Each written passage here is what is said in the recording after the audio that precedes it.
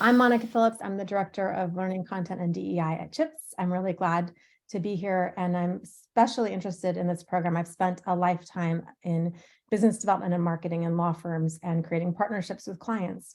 And I know how important it is to create that collaboration so that you can succeed in your RFPs and create diverse, thriving, happy teams.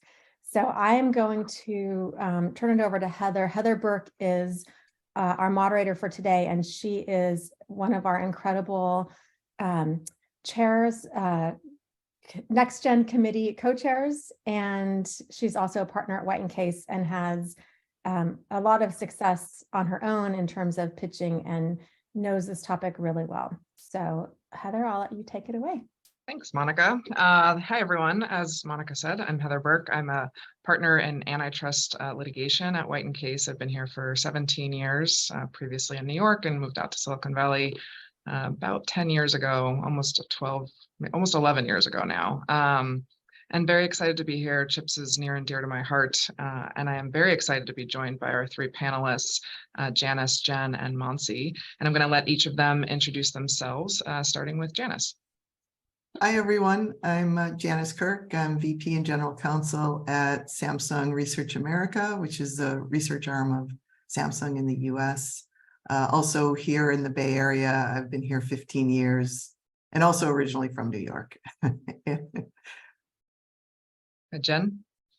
Hi, I'm Jen Lenander. I'm the Director of Legal Operations at Elastic. We're a platform for search-powered solutions. I've been working in legal operations for over 10 years, both in law firms as well as in-house. So excited to share background and tidbits that I've captured over the years. And I'm based in Afton, Minnesota, very small town. Okay, and thanks. And finally, Mansi, for those that can't see her, Mansi is unfortunately sick with COVID, but has graciously joined us anyway via audio. So I'll let her introduce herself. Hi, I'm Mansi. I am a partner at Kilpatrick, Townsend in Stockton. I practice primarily IP litigation and some strategy and consulting on IP for my other clients. And I wanted to be a part of this. And when I was asked, I was very excited because I think this is one of the areas where I want to see more and more women succeed. Okay, thanks, Mansi. So now I'm really going to try to keep this as a discussion because I think that is a much better way to normally handle these types of panels in terms of an open discussion about what this process is like, since I think a lot of our participants probably don't know, or maybe they've been involved in one pitch as an associate, or maybe, in-house, they've kind of, had a dabbling of RFPs, but maybe they just don't have as much experience. So we're going to start sort of from the very beginning.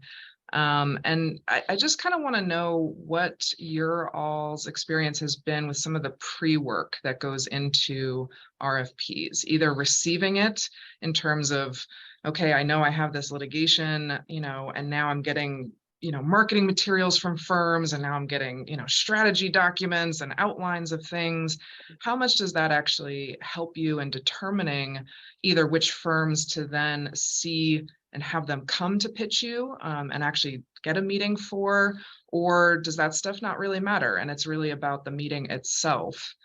So maybe I'll start with our in-house folks, and then Mansi, maybe you can just chime in on the pre-work and like what kind of goes into developing some of that stuff on the firm side. So maybe Janice, we'll start with you. Sure. I think to your one question about how much does that play into whether you are going to actually invite the firm in. From my experience, it's probably more that we would go to firms we've used before, and that I think that the work put into that is probably for a new firm. It may be a little bit harder to get your foot into the door with that, but I do think there may be some value to putting it together if for me to take a look at it and review to see like, okay, you've really thought through this, but at the same time, it depends on how far it's going to go, because you may already have the strategy lined out and you may think, well, wait, you don't have a full story yet. And it's a lot of work put in for something that, you're already kind of out of the gate without even talking to me. So I think it's a double-edged sword with the work. Yeah, and I guess I'll start with saying, I think, like any good lawyer would say, it depends. It depends what I'm looking for that specific area of practice, or what I'm, what is this situation at hand? I think for me, in receiving those materials, I really wanted them to be summarized. Like, right, I would love a 2-pager that tells me what are the high level marketing things that you can give me? What does the client portal look like? Or do you have it? What are the things included? But then really focusing on the subject matter that I've requested for. What value are you going to add? What are you going to bring to my company so that I'm getting the most bang for my buck? And I know that I can trust that you have the skills and the knowledge to support my needs from a legal standard. Mansi, from a law firm perspective, like what in the stuff leading up to the actual meeting, what goes on in law firms in terms of what are you guys putting together? What are you trying to get across to this potential client? What are the things that the work that you do? Yeah, so for what I would say are like potential clients, we usually have some alerts set up, right? So when clients get sued, or if we hear about some transaction happening or something like that, you want to know what's going on with the client. So that's the first thing, is having these alerts set up so that you know what's happening with your clients or potential clients, because I say start treating them like clients before they are your clients. To some degree, you can only do so much of that, but you pick and choose. And then when you do see that that's happened, I've heard from many clients, and Janice and Jen can probably speak to this better. They really hate getting that outreach email that says, hey, you got sued, right? Like no one wants just that information because they have that information. So what I think of my best job in when I reach out to a client is matching my skill set up with what their needs are for that particular case, if they exist there, right? I don't want to waste their time. And so I will do the digging and the legwork on my end to like take a look at the complaint, really evaluate the opposing counsel, the judge in the case, the technology in the case, whatever else, to see if I'm a good fit for them. And then if I think I am, then I'm going to explain why. Like I'm going to match the puzzle pieces for them so that they don't have to do that. So usually that's what we do as law firms, is like, do we have that expertise within our group? Do we have the right people within our group? Do we have experience in front of that judge? What do we know about the judge? And kind of give them all of that information too, so that they can make a good decision for themselves, and really with the best information. So if I'm not giving you the best information and just sending you like that email that doesn't give you that, then I'm doing a disservice to myself and to you. And that's kind of the way I look at it.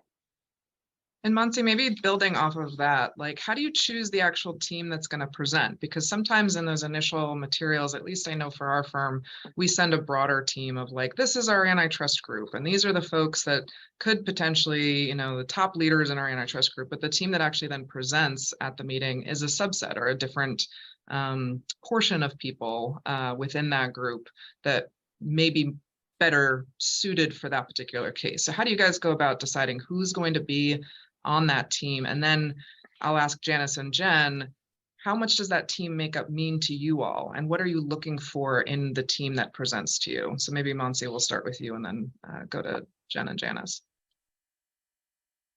Yeah, so generally when I'm putting if it's at the pitch, because either way, actually, I want to be very clear on the team that's going to work on it. But I will say that strategically, we have some of this other expertise. And that other expertise is really important to share, and that we can always pull from that expertise. So sometimes I'll call them additional strategic partners for the case, or I'll have them listed in that way and then provide what that strategic piece is in addition to the main folks that are going to work on it, so that they know that we can pull from these other resources that we have at the firm and that you're aware of them too. But I won't say that they're going to be front and center if they're not going to be front and center, because I have heard from clients, if you do it that way, that they feel like it's a bait and switch. And so I don't think I ever want to do that. I would prefer to say, like, here's the core team that's working on it, and here's sort of these other additional folks we have on call for strategic decisions, or, you know, they have this particular experience, and for that one piece, we're going to call on this one person. But I'll lay that out for you if I'm sending out a pitch or giving you something, you know, like that. If it's just kind of a broader outreach, then maybe not. But if usually it's specific outreach that we're talking about, and that's what I would do. And Jen, what about in terms of the makeup of the panel? Like, what are you looking for in the team that's presenting to you? Yeah, I want the team to be the people who I'm actually going to work with, right? I want to be able to start developing that relationship from day one and see if we like, is the conversation flowing? Is it easy to talk to this person? Do they understand what my needs are? And do they have the legal expertise that I need for whatever situation I'm in? If I think to Mansi's point, I don't want, you know, your lead of that practice area to show up if they're not actually going to be the one working on the case, because then it very much does feel like this bait and switch. And so I think, you know, it comes in down to jurisdiction, right? What jurisdiction am I in? Maybe I'm in California, but I really need, you know, somebody in Minnesota. Then I would expect to see somebody who is licensed in Minnesota at that meeting, because they're the ones that I'm going to be working with. I think that's really important, and to build that the relationship rapport is key to that, because that really helps us understand, can I work with this person on an ongoing basis? Yeah, I think the relationship is key, and I think I also look to see that the firm is being thoughtful on who they are putting forth on the case, and, you know, did they really think through the issues, or are they putting that big partner who, yeah, their name may be associated with it, but everybody else is doing the work. I'd really rather work and see the people and hear from the people who are going to be doing the work on the case. Yeah, and I think that I hear that from clients a lot too, and especially meeting some of the associates, right? That sometimes it shouldn't just be, you know, 5 partners or 4 partners, because inevitably it's the associates that are the day-to-day leads, or potentially the ones that are doing the bulk of the work, certainly, and maybe a senior associate. Last week I did a pitch, and I heard from the head of litigation who was listening to us sort of at the end of the pitch. She thanked us for presenting a diverse team, because it was the first one she had seen that day, which blew my mind, to be honest. And it shouldn't blow my mind, because I think we all realize that this still happens. I'm really hoping, Janice and Jen, you guys don't see pitch after pitch that is just white male, but I mean, does that matter to you guys? And do you think that is changing? Have you guys seen a sort of a shift in the pitches that are being presented, or is there still like this blinders, or people just aren't realizing that they need to present diverse teams? So I want to comment on your, bringing associates to the table. I would also encourage bringing your paralegals to the table, because some matters, we actually work with your paralegals more than we do with the attorneys. And so it's really important that we have that relationship with your paralegal as well. And so bringing them to that pitch meeting, I think, is really powerful. And it puts importance on their role, which I think is important just from an optics standpoint. You know, regarding the diversity point, I think it's a mix. I think it's, at least for what I've seen, I think there is definitely still some of the tone deafness when it comes to making sure that we're bringing diversity to the table. I also think that it's intentional as far as who we ask to respond to the RFP, right? Sometimes we're looking at smaller firms where it's women owned and where it's only women or diverse individuals. I think it's a mix, and I think it will be for a while. I think, you know, DEI is very important, but it's still just slowly coming to the reality of law firms and needing to have diversity in the teams that support us. Yeah, I agree. I think definitely it's a mix. I do see that there is more and more diversity, and I've even worked with larger firms who've put forth a very diverse slate. So I think that it's definitely still in process, but it's good to see that there has been some thoughtfulness and around it with many firms. I think the point though, the other thing is just like we talked about bait and switch with level of experience. I think the same goes with diversity. Don't let your diverse candidates show up to the RFP pitch, but then when it comes time to doing the work, they're not doing the work, right? It needs to be that whoever's at the pitch is doing the work. Yeah, I mean, one of the things that I responded to this particular head of litigation was like, it doesn't end here. We don't just present a diverse team and then all of a sudden we're just adding white men, like once the team grows and grows. We keep that up and that's sustainable. And for a variety of I mean, like, that's just not only is it the right thing to do, but it does make a better team. People need different perspectives on things. It creates better outcomes. It creates diversity of thought. So totally agree.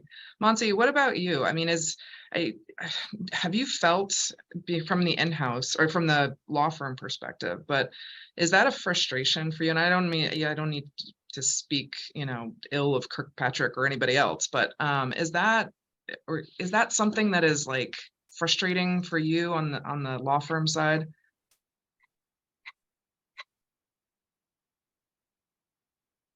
I guess I've seen it from many angles. There have been times where, I've probably been included for the diversity. And then other times where I'm the one putting the pitch together and I'm the one making the pitch. And I want to show our best team. And I think our best team is always a diverse team. I don't think that it's true that your best team can be made up of just, one kind of experience or thought. And so when I think of a diverse team, I do think of that kind of diversity, but usually that will also give you the other diversity, whether it's gender diversity or racial diversity, if you're looking for different thought and experience, right? So I think about it that way. And I like to see diversity in our profession, frankly, and I know that the only way, excuse me, to make that happen is to include diverse folks on not just pitches, but in the work, right? And train them and make them really good at what they do so that one day they'll be sitting in my shoes. That's the goal, at least my goal. My goal is not to hoard the work myself or not share it, but really to make sure there are more folks that are getting these opportunities so they can grow and one day be the ones that Janice is sending her RFP to. I'm not going to have a problem with that, right? Or Jen's like reaching out and saying, hey, we have this work. We want to send it directly to you. I've seen that be a problem too. And I'm hoping that as we evolve, that won't be. Totally agree. And I think that the only way for people to move sort of up the ranks, even in firms, is to get that experience of being on those pitches, understanding how it works. And if you only put the senior most people on every pitch because they have that level of experience already, you're missing out on then creating the flow of succession of like making sure that people understand how this whole thing works beyond just panels, right? Actually being involved in the pitches. So just turning to the sort of the actual meeting itself, I have been involved in some where they are just straight presentations where it's like you come in and you have 30 minutes. It's like, go, here's our outline, here's our strategy. This is what we would do to win this case.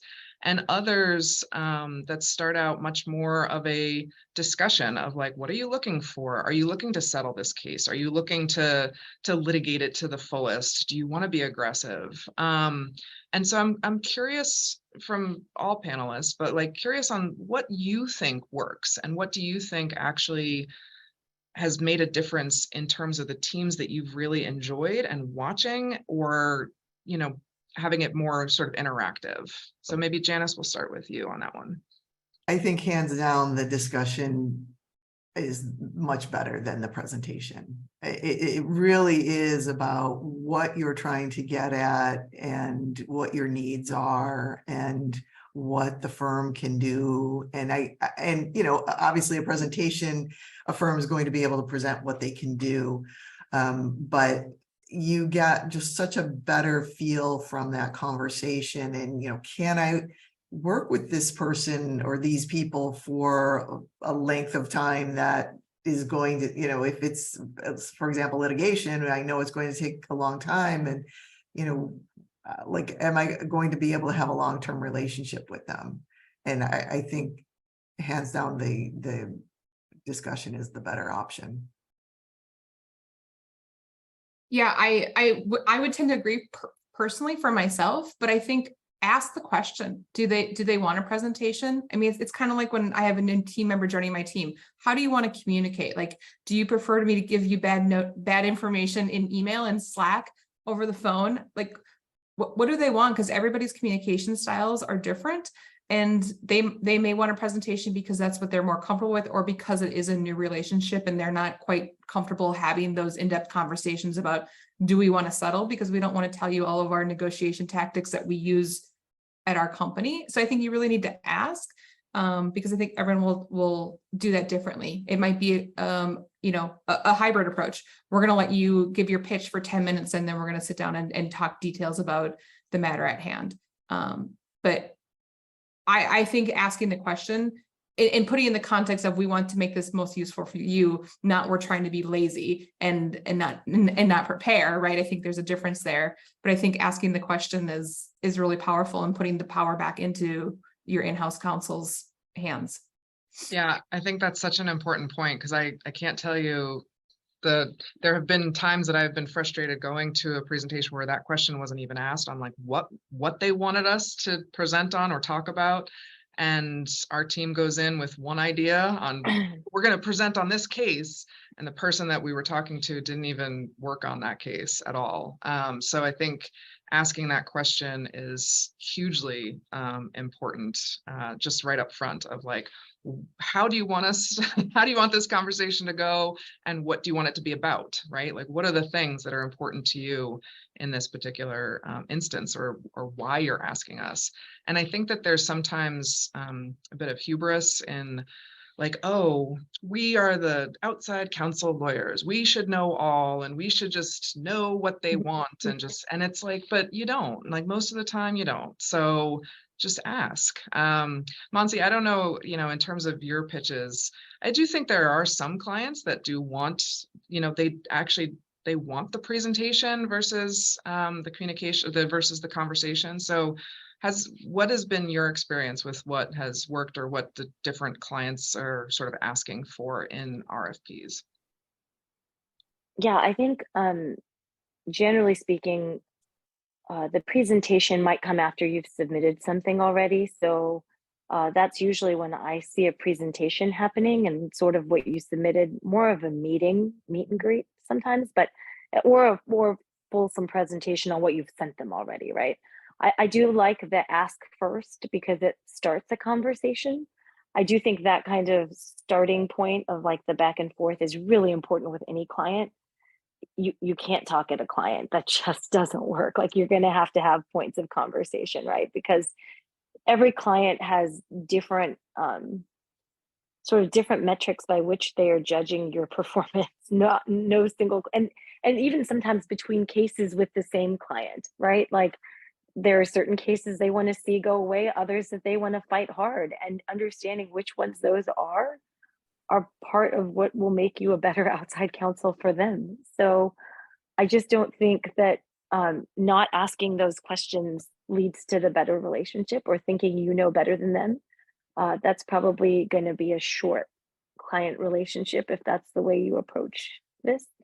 So being curious about how they view their cases, or view their work, or view their deals is really important.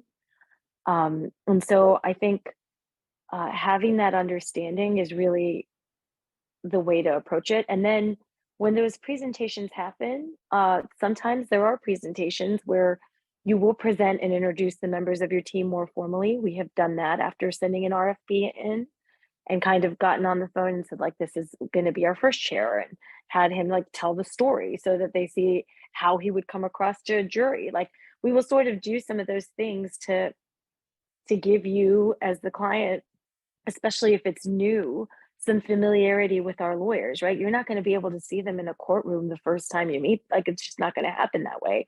So for you to get a little bit of that flavor is really helpful. And so we'll try to do that if that approach will work for that particular team. But usually with RFPs, the RFP goes out first. So you kind of know what strategy we're going to implement for a case or for a deal. And then you ask, at least what I've seen is then the client will ask to meet with 2 or 3 teams. Maybe they asked for 6 RFPs. They don't have time to meet with everybody. So if you get to that next step, you really do have to put in the time, work, effort, and energy to make it worthwhile for you and for the client. Because, you know, sometimes you're not going to get hired on that first one or second one, but you're going to get that meeting. That's 2 additional meetings where you got to know the client better, so that the third time might be, you know, the third time might work. And so I think that's the way to look at it. Every time you get to put something in front of a client is an opportunity. And it may not work out, and that's okay, but knock again and again until it does. But don't be annoying. And we can talk about that too. I think that's a good takeaway. Don't be annoying. I try to live that every day as a mantra. So I guess I've attended a number of these kinds of panels or asked clients, and we've had clients come and present to the whole firm on, like, you know, what to do in a pitch meeting. I always find it fascinating, the things that other people have done in pitches that have really rubbed people the wrong way. And it's amazing how different the stories can be. So I'm curious, certainly for all 3 of you, but really for our in-house folks, what's the one thing that you were just like, you saw in a pitch and you were like, oh my God, I can't believe that person did that, or I can't believe this team did that. And then on the flip side, I also want to know, what's one thing that you were like, wow, that was brilliant. Like that was such a good idea to do it this way or do it that way. Like, what are some war stories, if you can share any of those? Well, I guess I'll start with one that totally put me off. And it was really just talking over each other, right? Like where the lead partner was talking over the associate or the paralegal. If you're going to bring them there, then they're a valued member of the team and you should treat them as such. And seeing that dynamic told me a lot about what the relationship is back at the firm. And that was really off-putting. And that was not something that I wanted to move forward with, right? We want to make sure that it is a team that's presented, working together, because that's how they're going to work on our case. And if they can't get their stuff together for the pitch, then I don't trust that they're going to do good work for me on my legal matters.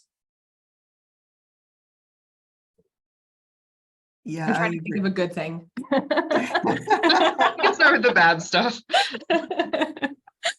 I agree. I think everything bad I've seen has been around the relationship of the people presenting, and usually it's been the behavior of the highest ranking partner there who, yeah, either maybe did not let a person speak or kind of discounted what they were saying, or, you know, just kind of hogged the floor for everything that they were talking about, or, you know, everything that they were wanting to present. I think that is kind of probably the worst behavior that I've seen. And yeah, it's tough.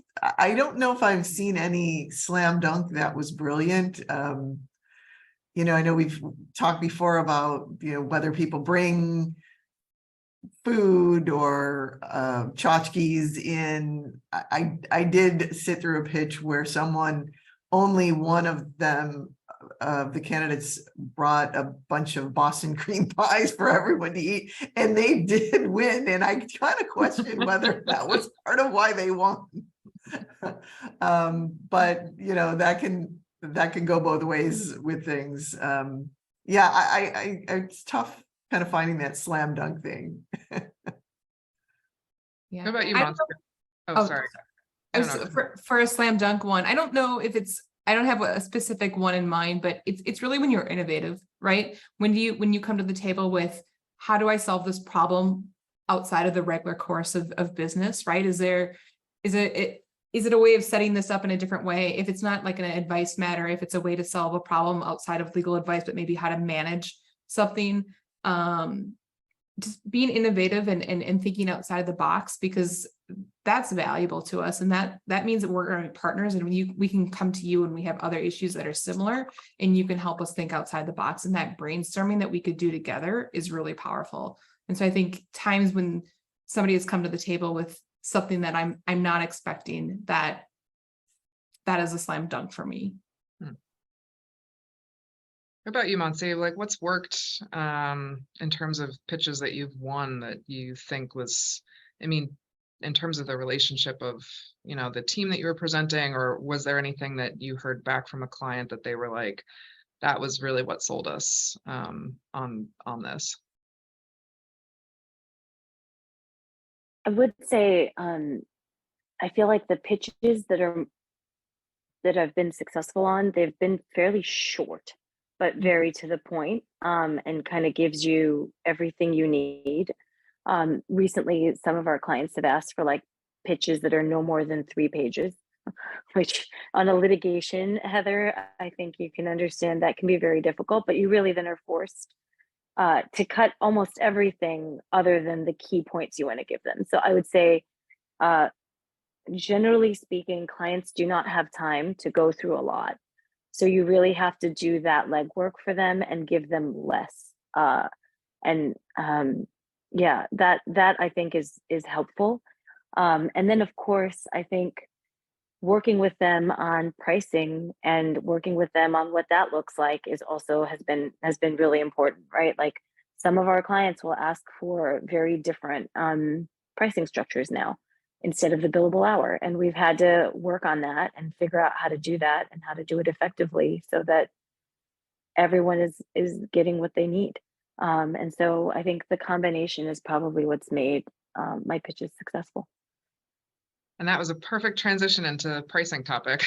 So I guess let's talk about pricing, because I think pricing is something that people don't talk about enough, quite frankly. I think internally or even on panels like this, because it's sort of a, I know it can be very firm specific, it can be very client specific, but and I'm going to end up kicking it back to you, Mansi, but you know, how does a firm go about pricing out their matter? Like in terms of what's the process that goes into the proposal that you're going to put forward in front of a potential client, and how do you guys, you know, what's the recipe to get that final number, and how do you all how do you do that? And then maybe I'll turn to Janice and Jen after that to ask, you know, what does that, receiving those proposals, how does that come into play, and like what piece of the puzzle does that fit into in determining how you're gonna hire, or who you're gonna hire ultimately? So maybe Mansi, we'll start with you. Yeah, so we've had different clients ask for different ways of pricing. We've seen reverse auctions, we've seen flat fees for litigation, flat fees by phase, flat fees by particular work. So we've had to really do some digging on our end to do that data analysis to see what our costs are, what we actually what it looks like for it to work for the firm, right? Because the firm's business is set up a way to calculate everything by the billable hour, and then on this end, the client's asking for something different. And so it's our job to sort of figure that out. And at our firm, we have some fantastic folks that work with us to do that. And then we're able to figure out what's sort of the bottom line and where what it is we can do and what we think works for that case. So if it's a case that we realize is going to take a lot more legwork, like let's say it's like for me in the IP world, if it's like a several patent case, then I know it's not going to be like a single patent case where some of the things can be de minimis almost.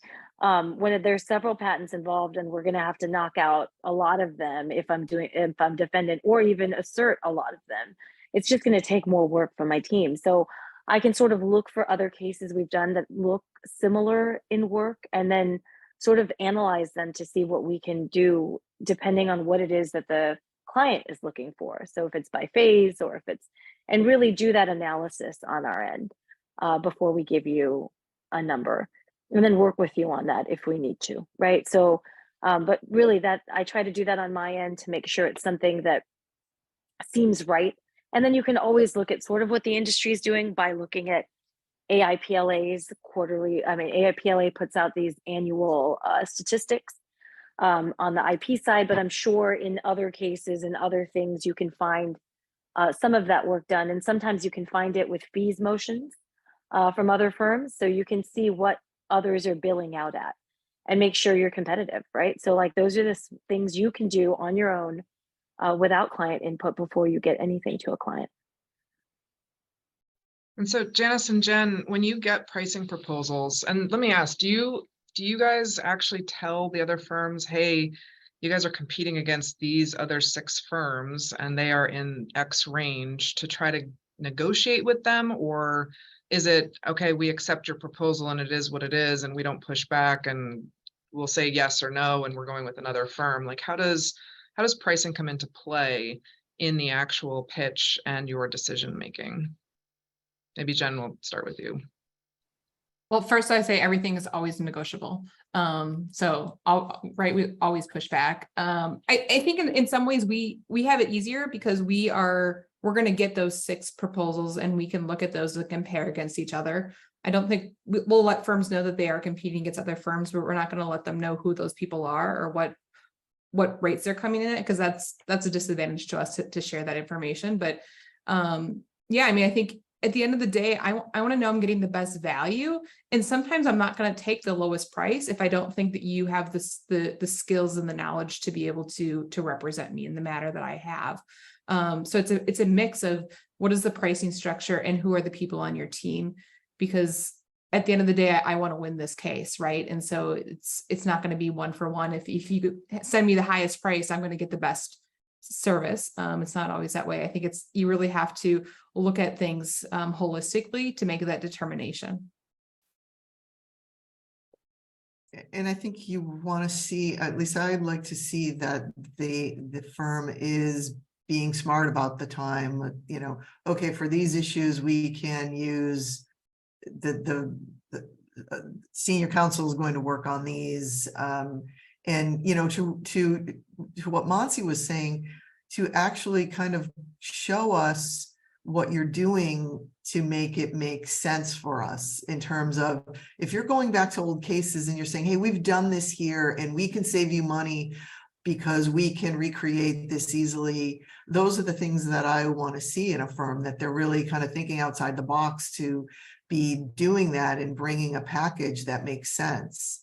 And yeah, sometimes it isn't necessarily going to be the hardline price all the time. It's, if there's particular expertise, of course, and, you just want to see that they're putting together a proper package for you. Do you always ask for sort of alternative fee arrangements as like a baseline, or are you guys, is the billable hour just sort of like, it's a known thing, we know we have to work within the system, or is it you try to always have some sort of either fixed fee, or we've done success bonuses, that kind of thing? Is it always come into play, or is there some level of yeah, we understand that the billable hours is what it is and we have to work within it? I think it can be, it isn't always in play. It's the lawyer answer. It depends. It's going to depend on what the matter is too. I think, there's some where situations or issues where I would prefer it to be, you may prefer a billable hours versus a flat fee. Yeah, I would agree. I mean, I think fixed fees, we're looking at what are repeatable cases, right? EEOC charges, I think, are a really good example of where I would want a fixed fee, because those are standard. You're writing a position statement and you're submitting it, like that should always be under a fixed fee. I think a lot of IP stuff that we do under fixed fees. I think it really depends upon what kind of case you have. But I think we're moving towards more AFA arrangements. And it'll be interesting to see what happens in the next 5 to 10 years. I think it's started the last 1 to 5 years, past 5 years, and I think it'll get even more aggressive. But it's hard. I mean, there's a lot of metrics around that, and every case is different. And so there's risks for both people involved, right? Both the firm and for the in-house counsel. Yeah, I will say, from at least in my experience, pricing is actually one of the hardest things for us to do, in terms of figuring out where could this possibly put us in the ballpark for, right? Which firms do we think we're competing against? Do we think that this pricing is going to be way outside of their comfort zone and it's just going to turn them off completely? Are we underselling ourselves? So it usually requires the most discussion internally on how to appropriately price something. How do you guys feel about firms asking questions on that, right? They say, hey, put together some sort of pricing proposal for us. If you can space it out on like how much you think this would cost per phase. Are you open to, because usually this process, at least for me, takes place very quickly, right? The complaint gets filed on Friday, they're interviewing firms on Tuesday, everybody is like pitching furiously, everybody's trying to make decisions. How open are you all to sort of those questions on pricing of, hey, we can do it this way, or we can do it that way. What's your preference, or what's your budget looking like? What kind of range do you expect us to be in? Are you open to those questions, or do you just want folks just to propose it and sort of move on? I mean, I think I'm open, right? I think it depends on the case and the matter. Once again, it depends. I mean, I feel like that's always the response you're going to get. But if in that situation we're not, I don't think it hurts to ask, I guess. If you were asking in a collaborative mode, once again, not asking because we don't know what to do, right? Like I think that context is really helpful. Yeah, I think exactly. It's, I don't know. I wouldn't want to work with a client who wouldn't answer questions. And, it may be a situation where, well, there might be certain things they don't want to disclose, but it just seems like you're in this to collaborate. And yeah, I want to answer the questions coming from outside counsel. Yeah, I think that there's sometimes just this sense of like, we don't want to bother the client with too many questions. And so it's that balance of like, which questions should we be asking to appropriately present ourselves versus we're asking too many and now they're spending all their time answering us when they're trying to do this with 8 other firms and make choices. So, but I certainly appreciate those responses. Now, we did get a question from somebody in one of our participants, and I just want to address it because I think that this also goes to something I was going to ask about, which is sort of tools for collecting RFPs, right?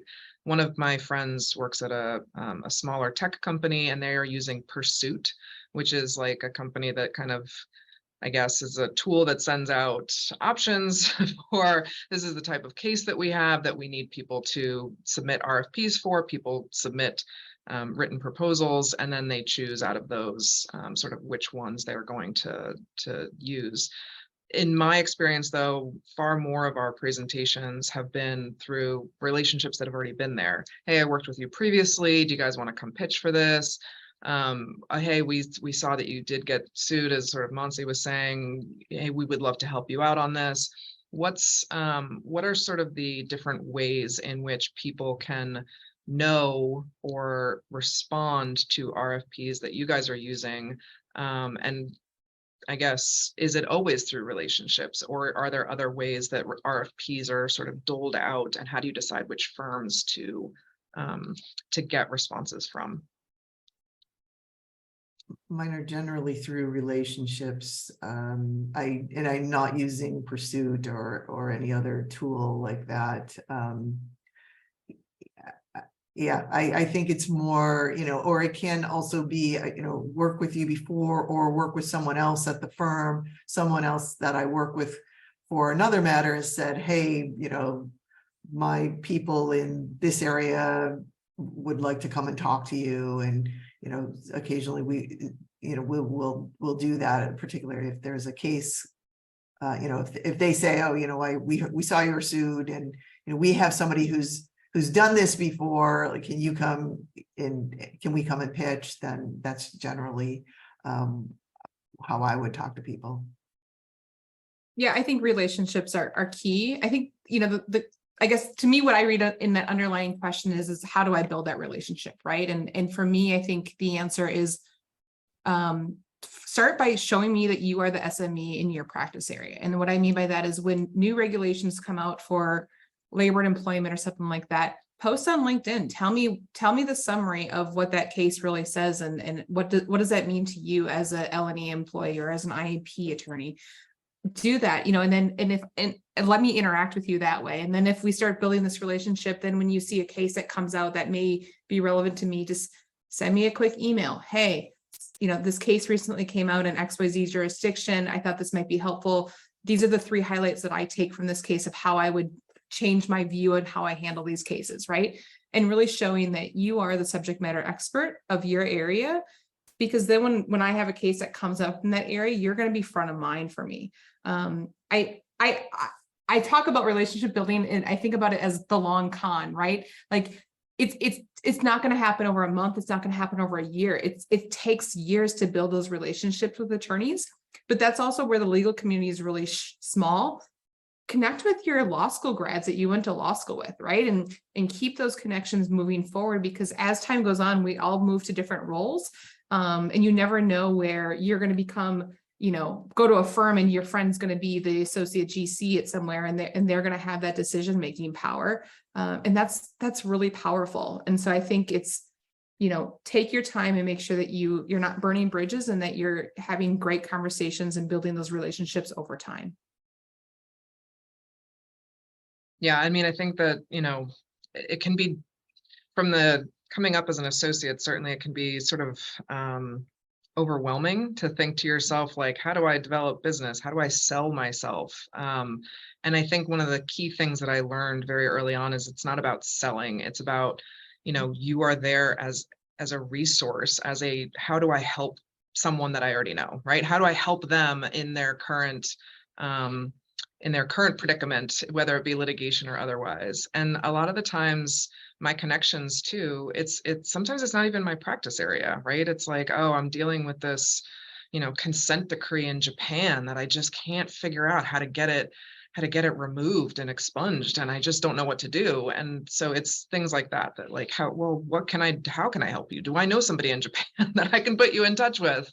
And trying to figure out how to make those connections. So one other thing that someone else just recently sort of asked is, do you guys have any current needs, both Janice and Jen, in terms of things that you're looking for currently, or places to fill a gap, right? Maybe there wasn't great succession planning at one of your current firms, and now you kind of are like, yeah, we don't, our current counsel is like, they're fine, but they wouldn't be our number one, and you're willing to kind of open the door to other firms coming in and helping. I don't have any specific gaps, but I'm always willing to talk to people, and I'm honest with people. If they're looking for business and I don't have the business for them, I'll tell them that, but I'm happy to have a cup of coffee or a conversation and make a connection.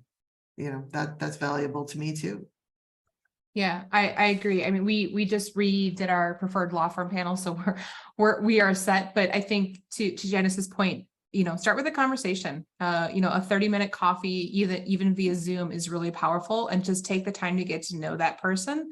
And over time, something will come up. And if you're the right fit, they'll give you that opportunity to pitch yourself at that time. It's the long con. It really is.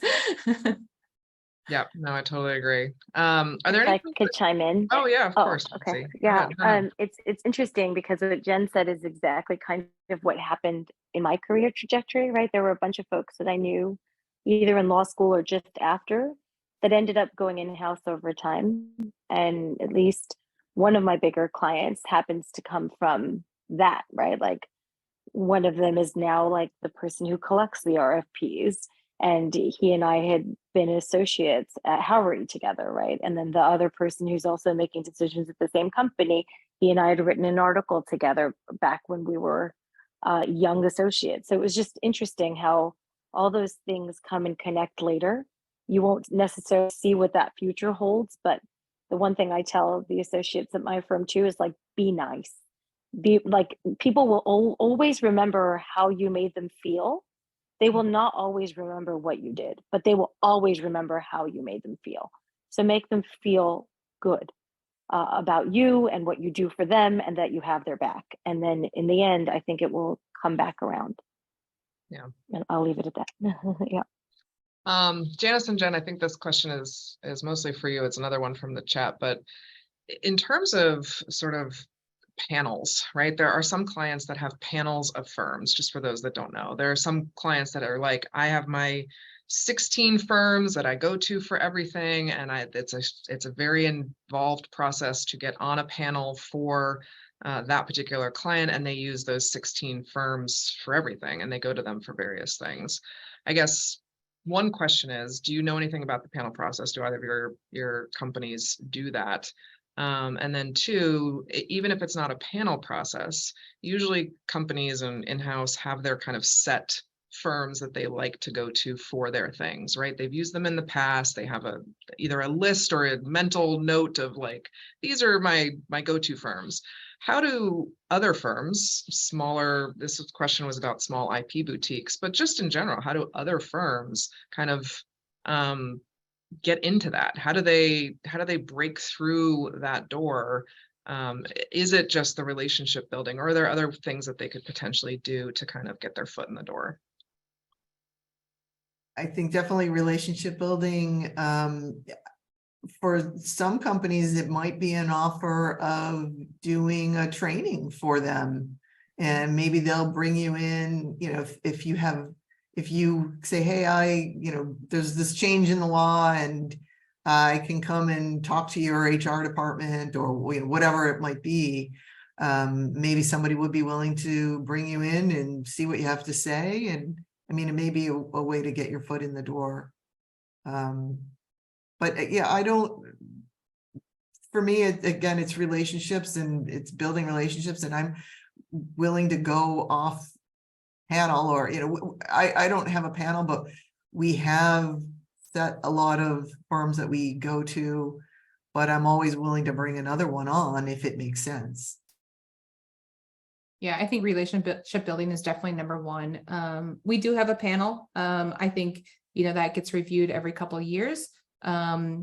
Once again, it goes back to relationship building. And I think, to Janice's point, I think the training's a really good idea. Like, reach out, what are some of the value added services that you can provide without us hiring you as counsel? And that will likely could turn into a relationship. I think on relationship building, and I think, following off of what Mansi was saying a little bit, one thing that I once saw an attorney do that I thought was genius was active listening. And what I mean by that is they would talk to somebody and someone say, oh yeah, my kid loves Taylor Swift. And, maybe they went to a Taylor Swift concert and got some kind of like pick or small item, or I really like Boston cream pies. And so when it comes time to gifts at Christmas, we're not sending the same thing to every person. We're sending something personalized. And then when that person gets it, like, oh, they had to be really listening to me when I spoke to have remembered this. And this is where our phones are great. Like, in your contacts, there's a spot for notes. I have that for like my friends' children's birthdays. I'm writing those things down so that I can remember. So I think those little things where you're really actively listening to the people, not just about what their matters are, but who they are as individuals, really shows that you care. And I think that really helps build those relationships. And maybe building off of that, because I see some of my male counterparts, taking their guy friends to the Super Bowl and like taking them on golf expeditions and outings. Like, and I believe that is all part of the relationship building, but I think that women tend to worry that is like crossing some sort of line of moving this friendship, because you build these friendships with women, in-house, otherwise, moving that line of like, now I'm paying for everything. Every time we go out, I'm the one that's like, picking up the bill. And it can start to feel, I think, for me, it does, a little bit weird, because you're like, I shouldn't be like this. We're friends. Like, I want to hang out with you anyway. So why am I also paying for stuff? Or like, I feel like it puts a different cast on things. And I don't mean that why should I be paying for stuff, but I'm actually happy to pay for things, but my in-house folks sometimes feel weird about me paying for stuff when it is a friendship that's initially a friendship. How do we get past that? Because our male counterparts seem to have no problems doing this, and I want to make sure that other women feel comfortable also doing it. So it sounds like, Mansi, you want to chime in, so I'll I do. Thanks. I've heard this from so many people, right? That they're like, that I guess when someone's in the friend zone, that putting them in the client zone is really hard, especially for women. And I think the thing that worked when someone explained it to me best, so I can't take credit for it, was when they said, like, who's going to have your friend's back better? Is it going to be you, or is it going to be the guy in the office next to you? Do you really want him to be the one, or do you want it to be you? You care about your friend. You care about having her back. You know, you want her to look the best in front of her, like, boss. So who do you think at the end of the day she would rather give the business to, when that's the decision she has to make, right? Like, so don't feel bad about asking, because at the end of the day, you care about that person. And so if you're going to have their back, and really, at least from what I hear from my client friends, that's what they want to make sure is there more than anything, is that, like, you're really watching out for them and will have their back. So I don't know if I have that right. Janice and Jen, you can chime in. But that's kind of what I've done and shifted my mindset to, yeah, I have my friends back, and yeah, I'm going to have their back. And so it makes me, it makes it easier to ask the question, how can I help? What can I do? And I'm not as afraid of it anymore, if that makes sense. Yeah, and I actually, to go back to what Heather was saying too about paying for everything, I've also had situations where I have had good relationships with outside counsel, and I've wanted to call them and say, hey, let's do lunch, but I've been hesitant because you know, when I was with them, they were wanting to pay for lunch. And I was like, no, I just want to have lunch or coffee, and, you know, I'll pay myself and you pay yourself for yourself. So I think it's a little bit tricky, but I think, you know, the one thing is I can also hide behind our gift policy too. So I often will say, no, you know, let me pay for it. Let me pay my own way. And I think that is, I mean, it's good to build those relationships. And then, you know, to what Mansi was saying, yeah, then you've kind of got somebody, you know, is going to have your back more than someone else at the firm, and, you know, vice versa when a pitch comes. But I do think sometimes it is a little bit trickier, I think, or maybe we've made it trickier with women. You know, that's it. At least that's been my experience.